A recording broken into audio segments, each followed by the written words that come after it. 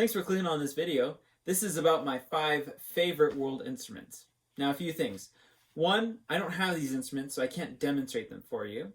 So, I've instead compiled a bunch of links in the description for you to click on whichever instrument that you thought was most fascinating. Now, my final point is please make sure that you have the permission of your parents or guardians before you click on these links.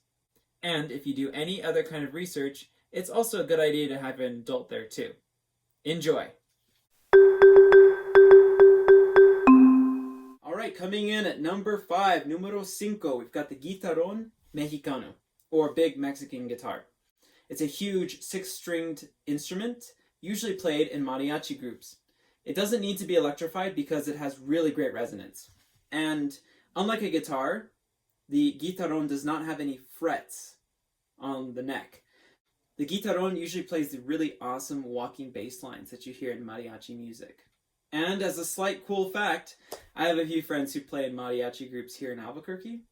And one of my friends, Jose Carrillo, plays the guitarrón. And he's an incredible singer too.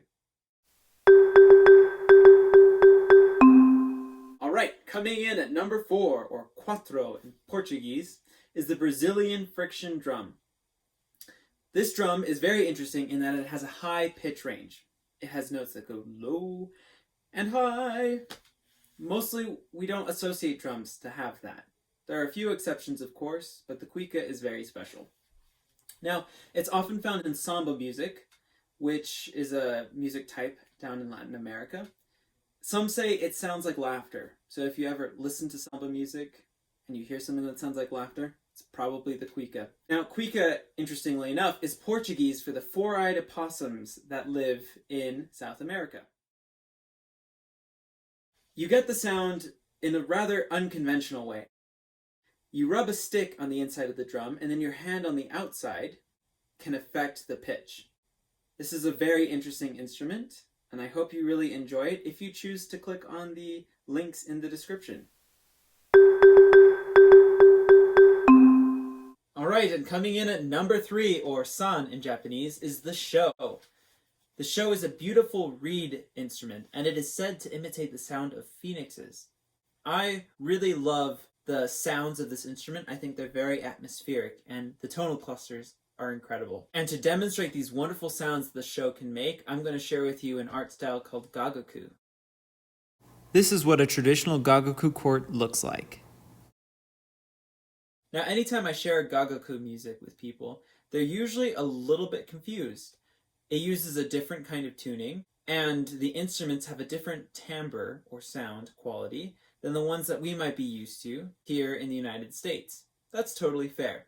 In high school, I had the privilege of getting to research this music, and I found the love that these performers have for their music. It's incredible. It's a treasure that has lasted for centuries, and I'm really excited to get to share it with you. I hope that you'll be as intrigued as I am, and hopefully that intrigue will lead you to research more about this beautiful, time-honored tradition.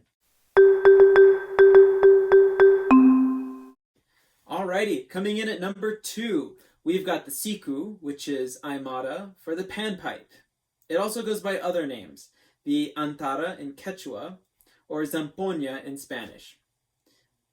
The Siku is very common in Andean music. Now, if you'll remember from world history, the Andean region is a mountainous region in Latin America. It once housed the empire of the mighty Inca, one of the largest empires in the world.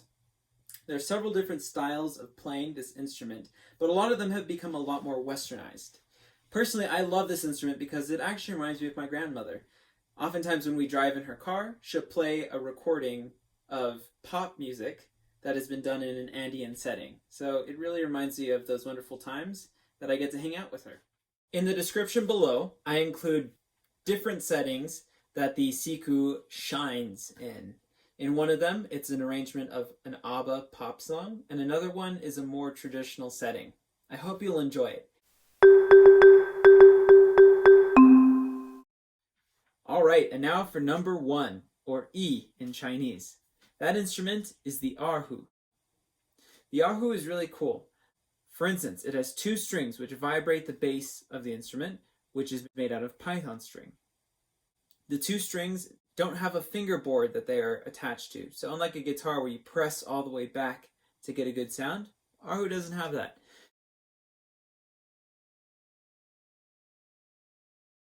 And third, whereas most string instruments are played with the bow on top of the string, the èrhú bow actually wraps around the string. I think it's one of the most beautiful instruments out there, and it has a wonderful tone. I think you'll agree with me. The two songs that I've chosen, I think, will really highlight its expressive qualities. The first one is a more traditional, but also Western-influenced piece called the Butterfly Lover's Concerto. It's based on a Chinese story. The second one is an awesome recording of Mulan's Reflection for the new live-action Mulan version. This one's in Chinese. I think it's absolutely amazing. The pop star artist Yifei Liu is incredible. I hope you enjoy.